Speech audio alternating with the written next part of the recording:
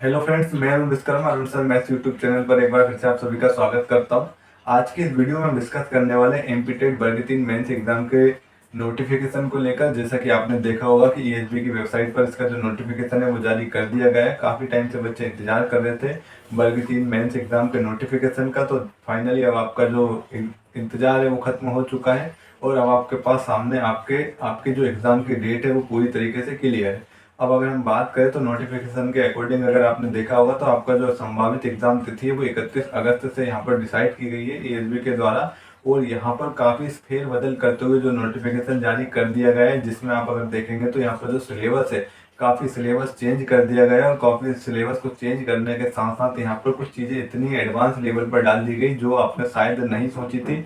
तो अब अगर हम बात करें तो आपके पास जो एग्ज़ाम का टाइम है वो भी हम कह सकते हैं कि आपके पास ओनली 50 डेज, लगभग 2 महीने से भी कम का टाइम, 50 दिन का आपके पास टाइम बचा है। तो इस 50 दिन के टाइम में आपको नए सिलेबस के साथ यहाँ पर तैयारी करनी है, जो कि काफ़ी चुनौतीपूर्ण हो सकती है। अगर जो स्टूडेंट शुरू से तैयारी करता आ रहा है हिंदी की, या जिसकी लैंग्वेज इंग्लिश थी, या फिर जिसका जो मैथ्स था वीक था, कहीं ना कहीं वो मैथ्स पर फोकस कर रहा था, तो हो सकता है कि आपको यहाँ पर इसका बेनिफिट देखने को मिले। अदरवाइज जो बच्चा तैयारी नहीं कर रहा था, आपके लिए बहुत बड़ी चुनौती इसलिए भी है क्योंकि यहाँ पर जो सिलेबस है वो पूरी तरीके से चेंज कर दिया गया है। यहाँ पर अगर आपके पास हिंदी और संस्कृत अगर सेकंड लैंग्वेज ऑप्शन में थी, तो अब यहाँ पर आपके लिए जो ऑप्शन है वो खत्म कर दिया गया है। अब आप सभी कैंडिडेट के लिए जो ऑप्शन है यहाँ पर हिंदी और इंग्लिश कंपलसरी कर दिया गया है, जिसमें अगर आप देखेंगे तो सिलेबस के अकॉर्डिंग 15-15 मार्क्स के यहाँ पर आपके क्वेश्चन पूछे जाएंगे। और इसके बाद अगर हम बात करें तो जो नई चीज ऐड की गई है वो एसएसटी है और दूसरा साइंस है। और साइंस की अगर आप बात करें तो साइंस में आप देखेंगे तो बायोलॉजी, केमिस्ट्री और फिजिक्स, ये तीनों पोर्शन ऐड कर दिए गए, जो कि सिलेबस के अकॉर्डिंग अगर देखें तो बहुत ज़्यादा और बहुत अच्छे लेवल के यहाँ से क्वेश्चन कवर किए जा सकते हैं एग्जाम के दौरान। तो कुल मिला के अगर हम बात करें तो अब आपके पास नए सिलेबस के साथ आपके पास एक चैलेंज है पूरा नया सिलेबस कंप्लीट करने का, और वो भी बहुत कम टाइम में। जैसा कि वर्ग 2 के स्टूडेंट के साथ हुआ था कि उनका जो सिलेबस चेंज होकर उनका जो नोटिफिकेशन आया था उसमें भी आपको ऑलमोस्ट 50 दिन का टाइम मिला था, और वर्ग 3 वाले स्टूडेंट के साथ भी सेम यही हुआ है। अब आपको इतने कम समय में एक नए सिलेबस के साथ अपनी तैयारी करनी है, तो इसके लिए आपको एक पूरी स्ट्रेटजी पर काम करना पड़ेगा। पूरे सिलेबस को ध्यान में रखते हुए सबसे पहले आपको पूरा सिलेबस आपके सामने होना चाहिए, और उसी सिलेबस को ध्यान में रखते हुए आपको पूरी फोकस्ड स्टडी करनी है। तो आज की इस वीडियो में मैं आपके साथ डिस्कस करने वाला हूं कि हम कैसे इन 50 दिनों में अपनी जो तैयारी है एक स्ट्रेटजी फुल तरीके से या एक पूरी ईमानदारी के साथ एक फोकस्ड होकर एग्जाम ओरिएंटेड तैयारी कैसे करें, तो आज की इस वीडियो में पूरा डिटेल में डिस्कस करने वाला हूं। उससे पहले मैं आपको बता दूं, मेरा मकसद सिर्फ और सिर्फ आपकी तैयारी को बेहतर बनाने का है, ना कि यहाँ इस वीडियो के द्वारा मैं अपना कोई कोर्स बेच रहा हूँ, ना अपनी कोई टेस्ट सीरीज बेच रहा हूँ, ना ही अपनी कोई बुक बेच रहा हूँ। मैं जो अपना एक्सपीरियंस है वो आपके साथ यहाँ पर शेयर करना चाहता हूँ, ताकि आपको कहीं ना कहीं बेनिफिट हो।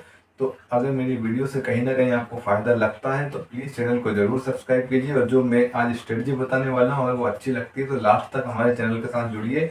यहाँ पर इस चैनल के माध्यम से आपको मैथ एंड साइंस की कंप्लीट स्ट्रेटजी और पूरी एग्जाम ओरिएंटेड अप्रोच के साथ यहाँ पर आपको तैयारी कराई जाएगी, इसी चैनल के माध्यम से, अरुण सर मैथ्स के माध्यम से। चैनल पर नए हो तो प्लीज़ ज़रूर चैनल को ज़रूर सब्सक्राइब कीजिए। आज की इस वीडियो में मैं आपके साथ डिस्कस करने वाला हूँ कि जो बच्चे जिनकी मैथ्स और साइंस वीक है, अगर मैथ्स और साइंस से वीक है, काफ़ी बच्चे जो प्राइमरी में बैठते हैं तो वो कॉमर्स बैकग्राउंड से भी होते हैं, आर्ट्स बैकग्राउंड से भी यहाँ पर बच्चे होते हैं, और मैथ्स एंड बायोलॉजी बैकग्राउंड से भी होते हैं, in the sense science background से भी होते हैं। तो जो साइंस बैकग्राउंड से जो बच्चे होते हैं, कहीं ना कहीं हो सकता है उनके लिए ये दिक्कत ना हो, लेकिन जो कॉमर्स और आर्ट्स या फिर अदर ह्यूमैनिटी वगैरह जितने भी आप अदर बैकग्राउंड से अगर बच्चे हैं, तो यहाँ आपके लिए दिक्कत होने वाली। क्यों?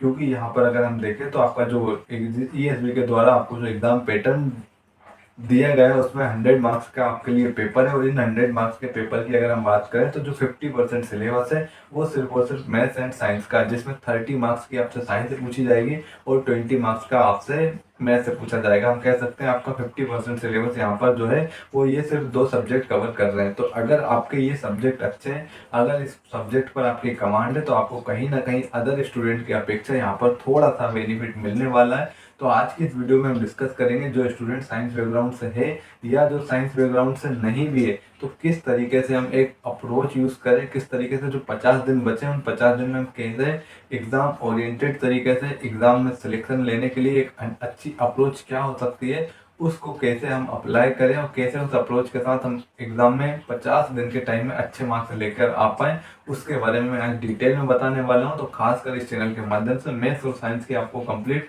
तैयारी कराई जाएगी। आज हम बात करेंगे साइंस की, कि अगर आप साइंस देखें तो यहाँ पर साइंस में आपके 3 पोर्शन दिए गए हैं। एक है फिजिक्स, दूसरा केमिस्ट्री और तीसरा है बायोलॉजी। और ये तीनों सब्जेक्ट का अगर अब जब आप सिलेबस देखेंगे तो आप देखेंगे यहाँ पर 10th लेवल तक का, इवन कहीं कहीं आपको हो सकता है 11th लेवल तक का भी आपको सिलेबस टच करने को यहाँ पर मिल जाए। कहीं ना कहीं आपको पढ़ना पड़ेगा अगर आपने एग्जाम निकालना है, अच्छे मार्क्स एग्जाम में लेकर आना है। तो अब ये सवाल है कि हम तैयारी करें कैसे।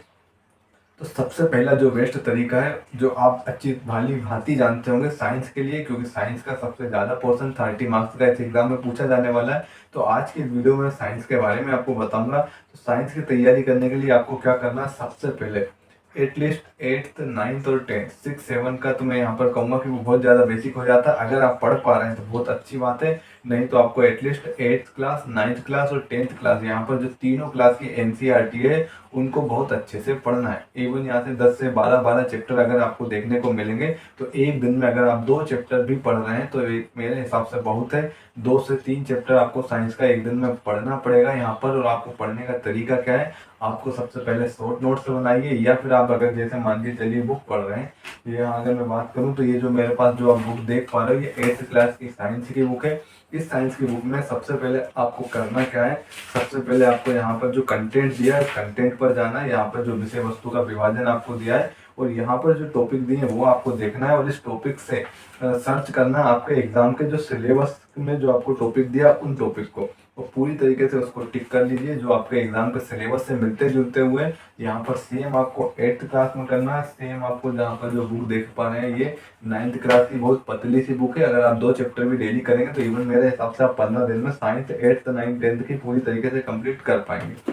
ये 8th 9th और लास्ट जो बुक की अगर मैं बात करूँ तो ये 10th क्लास की ये जो साइंस की बुक है, ये जो तीनों बुक है ये 10th क्लास की बुक है ना। इसके बाद ये जो बुक है वो 9th क्लास की बुक है और इसके बाद ये जो बुक है वो 8th क्लास की बुक है। तो इन तीनों क्लास की बुक को आपको बहुत अच्छे से पढ़ना है और आपको ये डिसाइड करना है कि तीनों बुक को मुझे एटलीस्ट 15 दिन में कंप्लीट करनी है। तीनों से आपका सिलेबस को मैच कीजिए और जो एक हाईलाइटर आता है उससे आपको अंडरलाइन करनी है आपके बुक के अंदर। और अगर आप अंडरलाइन नहीं कर पा रहे तो कोशिश कीजिए अगर आप नोट्स बना ले, बहुत अच्छी बात है। ये तीनों बुक आपको बहुत ज़्यादा बेनिफिट देगी। साथ ही साथ क्योंकि ये जो बुक होती है एनसीईआरटी की बहुत बेसिक और बहुत अप्रोच वाली बुक होती है जो आपके कॉन्सेप्ट को क्लियर करती है। अगर आपके कॉन्सेप्ट क्लियर नहीं साइंस को लेकर भी तो हो सकता है अगर थोड़ा सा क्वेश्चन का लेवल कुछ अलग हो तो यहाँ पर आपको एग्जाम में कहीं ना कहीं दिक्कत उठानी पड़ सकती है। अगर आप सीधा फैक्टर टू फैक्टर जैसे कई बुक मार्केट में अगर आप देखेंगे तो कई यूट्यूब चैनल वाले अब जो अपना कोर्स पेड कोर्स चाहे बुक चाहे टेस्ट सीरीज लॉन्च कर देंगे और बुक भी जब लॉन्च करेंगे तो आप देखेंगे वहाँ पर बहुत सारे फैक्ट वाइज दिए गए हैं। तो अगर फैक्ट वाइज अगर दिए भी गए हैं तो वो बुक आपको उतना अच्छा एक्सप्लेन नहीं करेगी जितना ये 8th 9th 10th की एनसीईआरटी आपको एक्सप्लेन करके आपके कॉन्सेप्ट को क्लियर करेगी। तो मैं उन बुक को सजेस्ट करने के बजाय आपको सबसे पहले ये सजेस्ट करूंगा कि आपको 8th 9th 10th की साइंस की बुक पढ़नी है और जो भी चैप्टर आपने पढ़ा है उस चैप्टर से रिलेटेड आपको एमसीक्यू जो प्रीवियस ईयर क्वेश्चन में पूछे गए हैं उनको लगाना है, ताकि आप जो पढ़ रहे हैं उससे रिलेटेड कैसे क्वेश्चन एग्जाम में पूछे गए हैं उसका भी आपको आइडिया लगना बहुत ज़्यादा ज़रूरी है। अगर आप सिर्फ बुक पढ़ रहे हैं और आप अगर उस टॉपिक को क्लियर करने के बाद क्वेश्चन नहीं लगा पा रहे हैं तो भी आप कहीं ना कहीं दिक्कत में फंस सकते हैं। आपके कॉन्सेप्ट के साथ साथ किस टाइप के क्वेश्चन उस टॉपिक से पूछे गए हैं जो प्रीवियस ईयर में, चाहे वो टीजीटी एग्जाम में किसी देख सकते हैं आप जो अदर स्टेट में टीजीटी एग्जाम होते हैं वहाँ से, या फिर प्राइमरी लेवल के जो आप अदर एग्जाम देखते हैं हमारे अदर स्टेट के, वहाँ से आपसे कैसे क्वेश्चन पूछे गए इन टॉपिक से जो आपके सिलेबस में दिए हैं वो आपको देखना है और उसी के अकॉर्डिंग आपको तैयारी भी करनी है। सिलेबस आपके सामने होना चाहिए, बिना सिलेबस के तैयारी मत करना, ठीक है। तो आज की इस वीडियो को हम यही समाप्त करते हैं और दूसरी चीज़ ये भी याद रखना कि इस चैनल के माध्यम से आपको कंप्लीट तैयारी कराई जाएगी मैथ्स एंड साइंस की, ठीक है। तो मिलते हैं अगली वीडियो में अगली किसी अपडेट के साथ। Thank you.